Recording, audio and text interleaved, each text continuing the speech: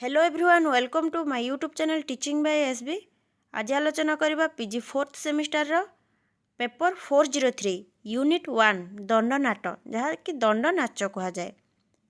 ओडिया लोकनाटक परंपरा रे अन्यतम प्राचीन लोकनृत्य हेउछि दंड नाट।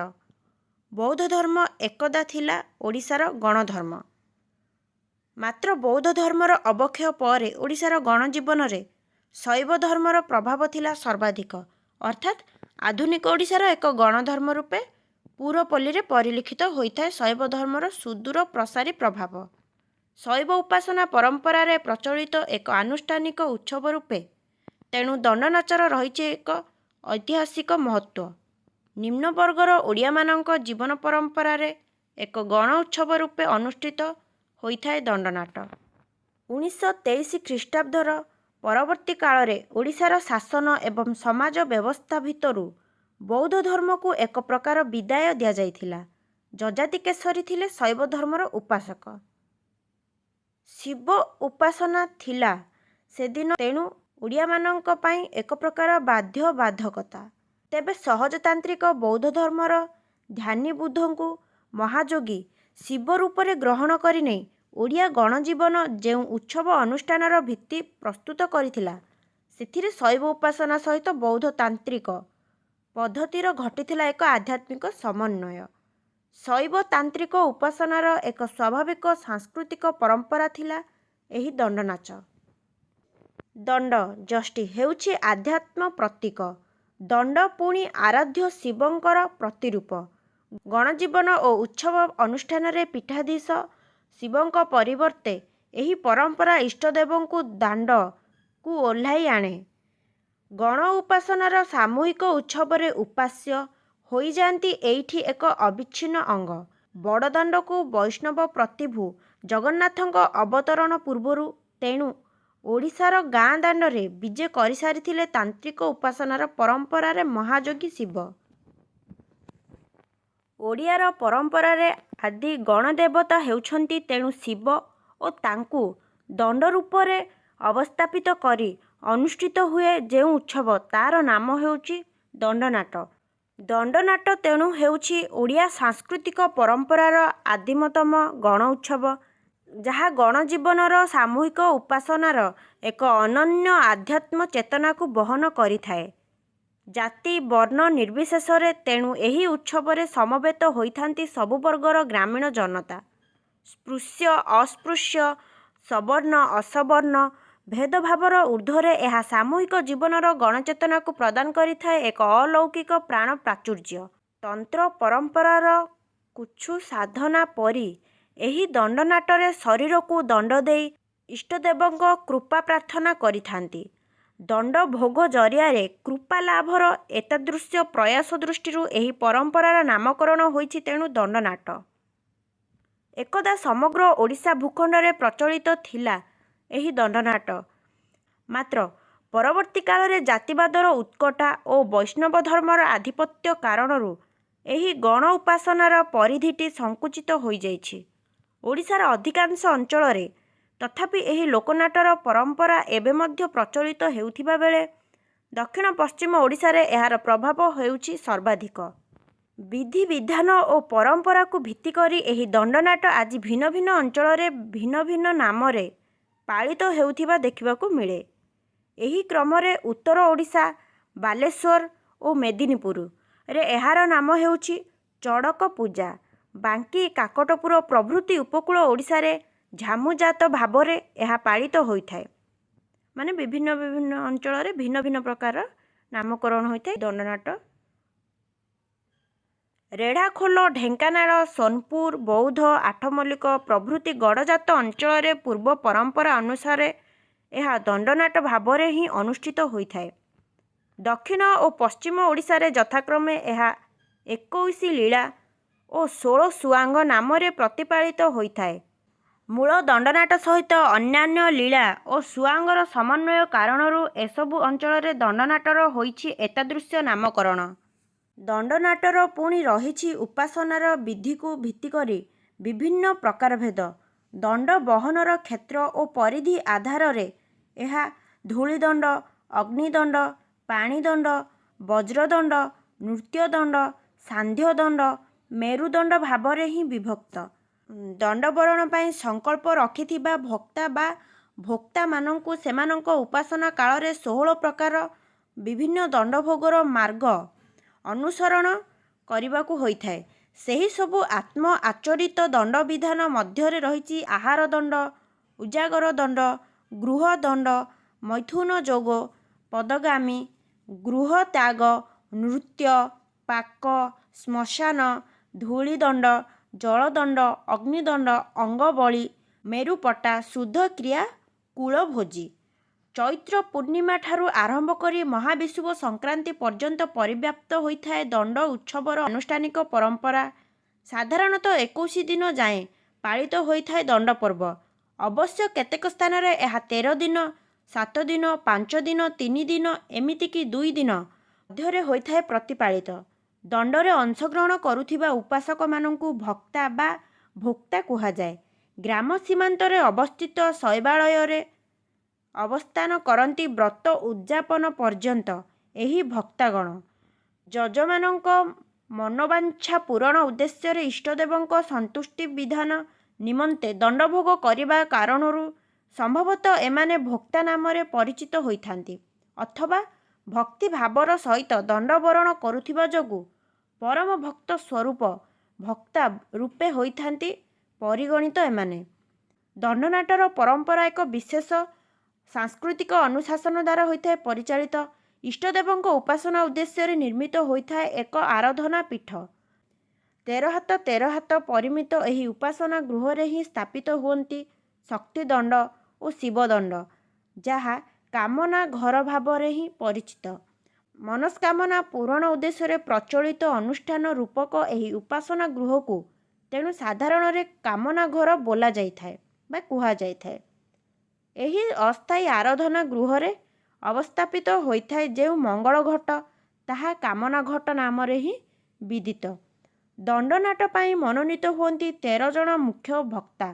ଏହି 13 ଜଣ ମୁଖ୍ୟ ଭୋକ୍ତା କ୍ରମାଗତ ଭାବରେ 13 ବର୍ଷ ପାଇଁ ଦଣ୍ଡବ୍ରତ ପାଳନ କରିବାର ନିୟମ ରହିଛି।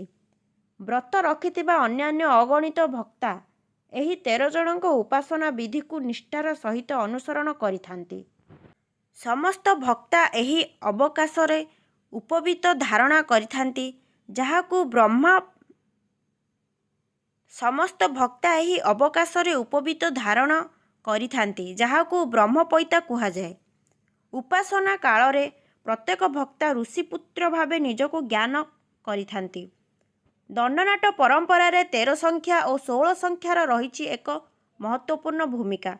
ବ୍ରତ ରଖିଥିବା ଦଣ୍ଡୁଆଗଣ ପ୍ରାୟ 16 ପ୍ରକାର ଦଣ୍ଡବରଣ କରିଥାନ୍ତି, ଯାହାକି ଆହାର, ଉଜାଗର, ଗୃହଦଣ୍ଡ, ପଦଗାମୀ, ଗୃହତ୍ୟାଗ, ନୃତ୍ୟ, ପାକ, ଶ୍ମଶାନ, ଧୂଳିଦଣ୍ଡ, ଜଳଦଣ୍ଡ, ଅଗ୍ନିଦଣ୍ଡ, ଅଙ୍ଗବଳି, ମେରୁପଟା, କୁଳଭୋଜି, ଶୁଦ୍ଧକ୍ରିୟା। ଏଥିସହିତ ଦଣ୍ଡ କାଳରେ ଭକ୍ତାଗଣ 16 ପ୍ରକାର ଅଭିନୟ ପ୍ରଦର୍ଶନ କରିଥାନ୍ତି।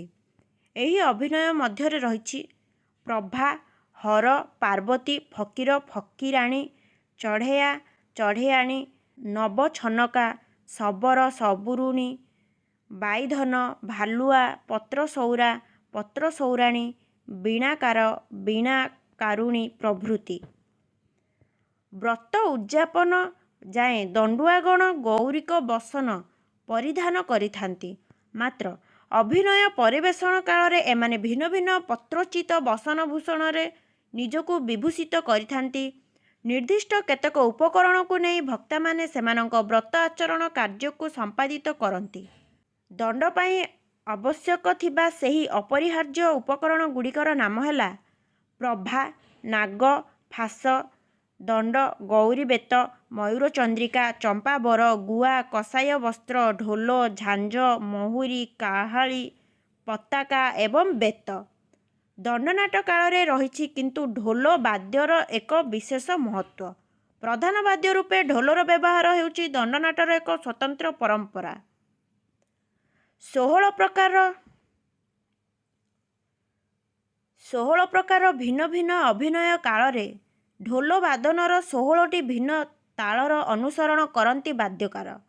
ତେବେ ଦଣ୍ଡନାଟ ପୂର୍ବରୁ ଆନୁଷ୍ଠାନିକ ଭାବରେ ଏହି ଢୋଲ ବାଦ୍ୟର ପୂଜନ କାର୍ଯ୍ୟ ଅନୁଷ୍ଠିତ ହୋଇଥାଏ। ଦଣ୍ଡନାଟର ଏକ ଅବିଚ୍ଛିନ୍ନ ଅଙ୍ଗ ହେଉଛି ଏହି ଢୋଲ, ଯାହାକୁ ପାଟ ଢୋଲ ବୋଲି କୁହାଯାଇଥାଏ। ତେବେ ଢୋଲ ସହିତ ଆନୁଷଙ୍ଗିକ ଅନ୍ୟ କେତେକ ବାଦ୍ୟର ବ୍ୟବହାର ମଧ୍ୟ କରାଯାଇଥାଏ ଦଣ୍ଡନାଟ କାଳରେ ବା ଦଣ୍ଡନାଟ ସମୟରେ। ଢୋଲ ବ୍ୟତୀତ ମହୁରୀ, ଶଙ୍ଖ, ଘଣ୍ଟ, କାହାଳି, ମୃଦଙ୍ଗ ପ୍ରଭୃତି ବାଦ୍ୟବୃନ୍ଦର ବ୍ୟବହାର କରାଯାଇଥାଏ। ଦଣ୍ଡନାଟରେ ସାଧାରଣତଃ ଏକ ପ୍ରକାର ମିଶ୍ର ଭାଷାର ପ୍ରୟୋଗ ହୋଇଥାଏ। ପ୍ରଚଳିତ ମାନକ ବା ଶୁଦ୍ଧ ଭାଷା ସହିତ ଅଭିନୀତ ହେଉଥିବା ଅଞ୍ଚଳର ଲୌକିକ ଭାଷାର ସମନ୍ୱୟରେ ହିଁ ଦଣ୍ଡନାଟର ସଂଳାପ ହୋଇଥାଏ ପରିକଳ୍ପିତ। ଏହା ସହିତ ତେଲୁଗୁ, ବଙ୍ଗଳା, ହିନ୍ଦୀ ଓ ଉର୍ଦ୍ଦୁ ଭାଷାର ସଂଯୋଜନା ସ୍ଥଳବିଶେଷରେ ଦଣ୍ଡନାଟକୁ ପ୍ରଦାନ କରିଥାଏ ଅଲୌକିକ ବୈଚିତ୍ର୍ୟ। ଅଞ୍ଚଳ ଭେଦରେ ଦଣ୍ଡନାଟର ଚରିତ୍ରରେ ମଧ୍ୟ ଭିନ୍ନତା ପରିଲକ୍ଷିତ ହୋଇଥାଏ। ଉପର ବର୍ଣ୍ଣିତ 16 ପ୍ରକାର ଅଭିନୟ ବ୍ୟତୀତ କେତେକ ଅଞ୍ଚଳରେ ଯୋଗୀ ଯୋଗ୍ୟାଣୀ, ପ୍ରଭାକର ପ୍ରଭାକାରିଣୀ, ଭାଲୁନାଟ, ନନ୍ଦୀ, ନାରଦ, ଗୁଣିଆ, ବୈଦ୍ୟ, ଜାମ୍ବବ, ଦୁଆରୀ, ପୁତ୍ର, ବନଦୁର୍ଗା, ବୈଷ୍ଣବ, ଗୁଡ଼ିଆ, ଗୋପାଳୁଣୀ, କୃଷ୍ଣ, ଗୋପୀ, ବ୍ରାହ୍ମଣ, ବୃଦ୍ଧ, ଦଣ୍ଡାସୀ, ଜମାଦାର, ଦାରୋଗା ସାହେବ, ହାଡ଼ିହାଡ଼ିଆଣୀ ପ୍ରଭୃତି ଅଗଣିତ ଚରିତ୍ରର ଅବତାରଣା ଘଟିଥାଏ ଦଣ୍ଡନାଟ ପରମ୍ପରାରେ। ଦଣ୍ଡନାଟ ଏକ ଗଣ ଉତ୍ସବ ହୋଇଥିବାରୁ ଏହି ନୃତ୍ୟରେ ପ୍ରତିଫଳିତ ହୋଇଥାଏ ଗଣଜୀବନର ଚିତ୍ର ଓ ଚରିତ୍ର। ଧୂଳିଦଣ୍ଡର ଅଭିନୟ କାଳରେ କୃଷି ଓ କୃଷକର ପାରମ୍ପରିକ ଜୀବନର ଚିତ୍ର ସ୍ଥାନିତ ହୋଇଥାଏ। ଧାନ ବୁଣା ଠାରୁ ଆରମ୍ଭ କରି ଧାନ ରୁଆ, ହିଡ଼ ବାନ୍ଧିବା ଯାହାକି କତି କାଟିବା, ହଳ କରିବା, ବିଲ ବାଛିବା, ଧାନ କାଟିବା ଏବଂ ଧାନ ଅମଳକାଳୀନ ଯାହାକି ବେଙ୍ଗଳା ପକାଇବାର ଦୃଶ୍ୟ ସମୂହ ଅଭିନୀତ ହୋଇଥାଏ ଧୂଳିଦଣ୍ଡର ଅଭିନୟ ପରିବେଷଣ କାଳରେ। ଏଇଟା କେବେ ହୋଇଥାଏ ନା, ଯେଉଁ ହଳ କରିବା, ବିଲ ବାଛିବା, ଧାନ କାଟିବା ଏହିସବୁ ଧୂଳିଦଣ୍ଡର ଅଭିନୟ ପରିବେଷଣ ସମୟରେ ହୋଇଥାଏ। ଆରାଧ୍ୟ ଦେବତା ଶିବ ମଧ୍ୟ ସ୍ୱୟଂ କୃଷକ ଭୂମିକାରେ ଅବତୀର୍ଣ୍ଣ ହୋଇଥାନ୍ତି। କେତେକ ଅଞ୍ଚଳ କଳାହାଣ୍ଡି, ବଲାଙ୍ଗୀରରେ ଏସବୁ ରହିଥାଏ। ଦଣ୍ଡନାଟରେ ସାଧାରଣତଃ ଅଂଶଗ୍ରହଣ କରିଥାନ୍ତି ଭିନ୍ନ ଜାତି ଓ ବର୍ଗର ଲୋକେ, ବିଶେଷତଃ ନିମ୍ନବର୍ଗ ଓ ଶୂଦ୍ର ଜାତିର। ଏହା ହେଉଛି ଏକ ଗଣପର୍ବ। ଆଦିବାସୀମାନଙ୍କ ସହିତ ଏଥିରେ ଗୌଡ଼, ମାଳି, ଧୋବା, କେଉଟ, ହାଡ଼ି, ବାଉରୀ, ପାଣ, ଶୁଣ୍ଢି, କୁମ୍ଭାର, ଭଣ୍ଡାରୀ, ଚଷା, କନ୍ଧ ଓ ଶବର ଭଳି ଜାତି ଓ ଉପଜାତିର ଲୋକଙ୍କୁ ନେଇ ଅନୁଷ୍ଠିତ ହୋଇଥାଏ ଦଣ୍ଡନାଟ। ସମାଜର ନିମ୍ନ ଶ୍ରେଣୀର ମଣିଷ ଓ ତାହାର ସୁଖ ଦୁଃଖ ଭରା ଜୀବନର ଚିତ୍ରକୁ ବହନ କରିଥାଏ ଏହି ପ୍ରାଚୀନ ଲୋକନାଟକର ପରମ୍ପରା।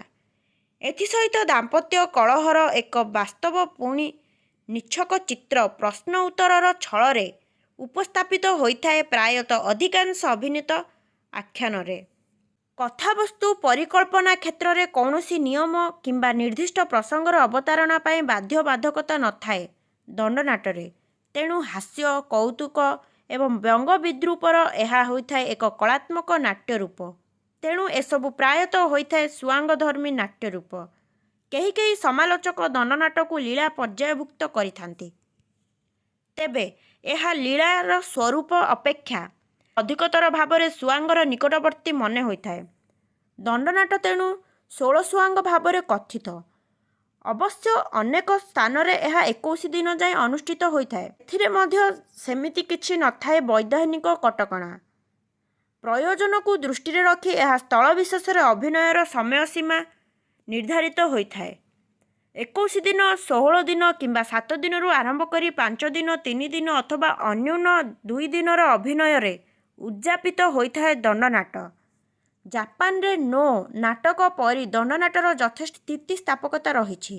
ନୋରେ ଯେପରି ପ୍ରୟୋଜନ ବୋଧରେ କ୍ଷୁଦ୍ର ନାଟିକା ଗୁଡ଼ିକର ସମାବେଶକୁ କମାଇ ଦିଆଯାଏ ବା ବଢ଼ାଇ ଦିଆଯାଏ, ଦଣ୍ଡଯାତ୍ରାରେ ସେହିପରି ରାତି ପାହିବା ପର୍ଯ୍ୟନ୍ତ ଯେତିକିଟି ସୁଆଙ୍ଗ ସମ୍ଭବ ସେତିକିଟି ଅଭିନୟ କରାଯାଏ। ଗୀତିମୟ ସଂଳାପ ହେଉଛି ଦଣ୍ଡନାଟର ଅନ୍ୟତମ ବିଶେଷତ୍ୱ। ଭିନ୍ନ ଭିନ୍ନ ରାଗ ରାଗିଣୀର ସଂଯୋଜନା ଏହାର ନାଟ୍ୟ ଆବେଦନକୁ ପ୍ରଦାନ କରିଥାଏ ଏକ ଅପରୂପ ସୌକର୍ଯ୍ୟ। ଗ୍ରୀକ୍ ନାଟକରେ ପ୍ରଚଳିତ କୋରସ୍ ଅନୁରୂପ ଏହି ଦଣ୍ଡନାଟରେ ପରିଲକ୍ଷିତ ହୋଇଥାଏ ପୁଣି ସମୂହ ଗାନ ପରମ୍ପରା। ମୁଖ୍ୟ ଚରିତ୍ରର ସଙ୍ଗୀତ ଗାନ ଅନ୍ତେ ପାଳି ଧରିଥାନ୍ତି ଏହାର ଅନ୍ୟାନ୍ୟ ଚରିତ୍ରଗଣ। ସାଙ୍ଗୀତିକତାର ସମୂହ ମୂର୍ଚ୍ଛନା ଭିତରେ ଆତ୍ମହରା ହୋଇ ଉଠନ୍ତି ସମବେତ ଗ୍ରାମୀଣ ଦର୍ଶକ। ଗଣଜୀବନର ଆବେଗିକ ଉଚ୍ଛ୍ୱାସକୁ ବହନ କରି ଦଣ୍ଡନାଟ ହୋଇଥାଏ ଅଧିକ ପ୍ରାଣବନ୍ତ ଓ ହୃଦ୍ୟ। ଦଣ୍ଡନାଟର ଅନ୍ତିମ ତିଥିଟିର ନାମ ହେଉଛି ମେରୁ। ଗ୍ରାମର ଉପାନ୍ତରେ ପ୍ରବାହିତ ହେଉଥିବା ନଦୀ ଅବବାହିକାରେ ମେରୁ ଉତ୍ସବ ଅନୁଷ୍ଠିତ ହୋଇଥାଏ। ଏହା ସର୍ଟ କ୍ୱେଶ୍ଚିନ୍ ଆସିଯାଇପାରେ। ଦଣ୍ଡନାଟର ଅନ୍ତିମ ତିଥିଟିର ନାମ କ'ଣ? ମେରୁ। ମେରୁ ଶୁଣ୍ଢ ଯାହାକି ଖୁଣ୍ଟରେ ପାଟଭୁକ୍ତା ଝୁଲନ୍ତା ଅବସ୍ଥାରେ ଥାଇ ଅଗ୍ନିଦଣ୍ଡ ବରଣ କରିଥାଏ। ପୁନଶ୍ଚ ଏକାଧିକ ଦଣ୍ଡଦଳ ଅଂଶଗ୍ରହଣ କରୁଥିବା ପ୍ରତିଯୋଗିତାପୂର୍ଣ୍ଣ ଉତ୍ସବକୁ ବାଦୀଦଣ୍ଡ କୁହାଯାଏ। ମହାବିଷୁବ ସଂକ୍ରାନ୍ତି ପରେ ଅନୁଷ୍ଠିତ ହେଉଥିବା ଦଣ୍ଡକୁ ଉଦଣ୍ଡ ଭାବରେ ଅଭିହିତ କରାଯାଇଥାଏ। ଉତ୍ତର ଓଡ଼ିଶା ବାଲେଶ୍ୱର ଓ ମେଦିନୀପୁର ଅଞ୍ଚଳରେ ପ୍ରତିପାଳିତ ଦଣ୍ଡର ନାମ ହେଉଛି ଚଡ଼କ ପୂଜା। ଏହି ଚଡ଼କ ପୂଜାର ରହିଛି ଦଣ୍ଡନାଟର ପରମ୍ପରାରେ ଏକ ବିଶେଷ ମହତ୍ତ୍ୱ। ଉତ୍ତର ଓଡ଼ିଶାର ଏକ ବିଶାଳ ଗଣ ଉତ୍ସବ ରୂପେ ପାଳିତ ହୋଇଥାଏ ଏହି ଚଡ଼କ ପୂଜା।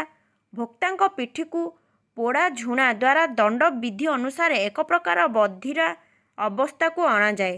ସେହି ଝୁଣାଦଗ୍ଧ ଅଂଶରେ ହିଁ ପୋଡ଼ି ଦିଆଯାଏ ବକ୍ର ଅଙ୍କୁଶ ଯାହା ହୁକ ଭଳି କାମ କରିଥାଏ। ଅଙ୍କୁଶରେ ବନ୍ଧାଯାଏ ଏକ ଶକ୍ତ ଦଉଡ଼ି। ଭୂମିଠାରୁ 20-25 ହାତ ଉଚ୍ଚ ଏକ ମେରୁ ଅଥବା ଖୁମ୍ବର ସ୍ଥାପନ କରାଯାଏ। ଏହି ଖୁମ୍ବ ଉପରେ ଚକ୍ରଦୋଳି ଅନୁରୂପ ଏକ ପଟା ବା ବାଉଁଶକୁ ଲୁହା ବୋଲ୍ଟ ସାହାଯ୍ୟରେ ତାର ଠିକ୍ ମଧ୍ୟଭାଗରେ ଦୃଢ଼ ଭାବରେ ଖଞ୍ଜା ଯାଇଥାଏ, ଯେମିତିକି ସହଜରେ ସେହି ଉପରିସ୍ଥ ପଟା ବା ବାଉଁଶଟି କ୍ଷୁର୍ଣ୍ଣନକ୍ଷମ ହୋଇପାରିବ। ଭକ୍ତା ଓ ପାଟୁଆର ପିଠିରେ ପୋଡ଼ା ଯାଇଥିବା ଅଙ୍କୁଶ ସଂଯୁକ୍ତ ଦଉଡ଼ିକୁ ଏହି ପଟାର ଅନ୍ତିମ ଭାଗରେ ବନ୍ଧାଯାଏ। ଦୁଇ ମୁଣ୍ଡରେ 2 ଜଣ ପାଟୁଆଙ୍କୁ ଭାରସାମ୍ୟ ରହିବା ଭଳି ଅବସ୍ଥାରେ ଝୁଲାଇ ଦିଆଯାଏ। ତାପରେ ଚକ୍ରାକାରରେ ଘୂରାଯାଏ ସେହି ମେରୁଦଣ୍ଡ ଉପରିସ୍ଥ ପଟାକୁ। ମୁହଁ ତଳ ଓ ପିଠି ଉପରକୁ ଥାଇ ଭକ୍ତାଙ୍କୁ ଖୁଣ୍ଟର ଚତୁର୍ଦିଗରେ ଘୂରିବାକୁ ହୁଏ। 7 ଥରରୁ ଆରମ୍ଭ କରି 21 ଥର ପର୍ଯ୍ୟନ୍ତ ମେରୁ ଚତୁର୍ଦିଗରେ ପାଟୁଆକୁ ଘୂରାଇବା ପରେ ସମାପ୍ତ ହୋଇଥାଏ ଚଡ଼କ ପୂଜାର ବିଧି। ଏହି ଦଣ୍ଡ ପାଟୁଆମାନେ ମାସେ କାଳ ଧରି ବ୍ରତ ରଖନ୍ତି ଓ ଗାଁ ଗାଁ ବୁଲି ନୃତ୍ୟ ଗୀତ ପରିବେଷଣ କରିଥାନ୍ତି। ଝାମୁଜାତ ଭାବରେ ପ୍ରଚଳିତ ଦଣ୍ଡରେ ଦଣ୍ଡୁଆ କାଳେଶୀକୁ ରଡ଼ ନିଆଁ ଜଳୁଥିବା ଝାମୁରେ ଚାଲିବାକୁ ପଡ଼ିଥାଏ। ଭିନ୍ନ ଭିନ୍ନ ଅଞ୍ଚଳରେ ଏରୂପେ ଦଣ୍ଡନାଟର ପରମ୍ପରା ହେଉଛି ଭିନ୍ନ ଓ ସ୍ୱତନ୍ତ୍ର। ଜନକଲ୍ୟାଣର ବାର୍ତ୍ତା ବହନ କରୁଥିବା ଦଣ୍ଡନାଟର ରହିଛି ତେଣୁ ଏକ ସାର୍ବଜନୀନ ମାନବୀୟ ମୂଲ୍ୟବୋଧ। ସଂସାରର କଲ୍ୟାଣ କାମନାରେ ଅନୁଷ୍ଠିତ ହେଉଥିବା ଏହି ଗଣ ଉତ୍ସବର ସ୍ଥାନ ତେଣୁ ହେଉଛି ଅତ୍ୟନ୍ତ ସ୍ୱତନ୍ତ୍ର ଓ ମହତ୍ତ୍ୱପୂର୍ଣ୍ଣ। ଦଣ୍ଡନାଟର ସମାଜ ସଂସ୍କାରର ଭୂମିକା ହେଉଛି ସର୍ବୋତ୍ତମ ଏବଂ ସାମ୍ପ୍ରତିକ ମାନଦଣ୍ଡରେ ଅତ୍ୟାଧୁନିକ। ଅସ୍ପୃଶ୍ୟତା ଦୂରୀକରଣରେ ସିଧାସଳଖ ସ୍ୱୟଂ ପ୍ରୟୋଗକାରୀ। ଚଣ୍ଡାଳଠାରୁ ବ୍ରାହ୍ମଣ ସମସ୍ତେ ଏଥିରେ ଅଂଶଗ୍ରହଣ କରୁଥିବାରୁ ଏବଂ ସମସ୍ତେ ଈଶ୍ୱରଙ୍କ ସନ୍ତାନ ବୋଲି ପ୍ରଚାର କରୁଥିବାରୁ ଏହା ବିଶ୍ୱ ମୈତ୍ରୀର ପ୍ରତୀକ। ଏହା ଥିଲା ଦଣ୍ଡନାଟ ଯାହାକି ସରିଯାଇଛି। ନେକ୍ସଟ କ୍ଲାସ୍ରେ ଦେଖିବା ନେକ୍ସଟ ୟୁନିଟ୍।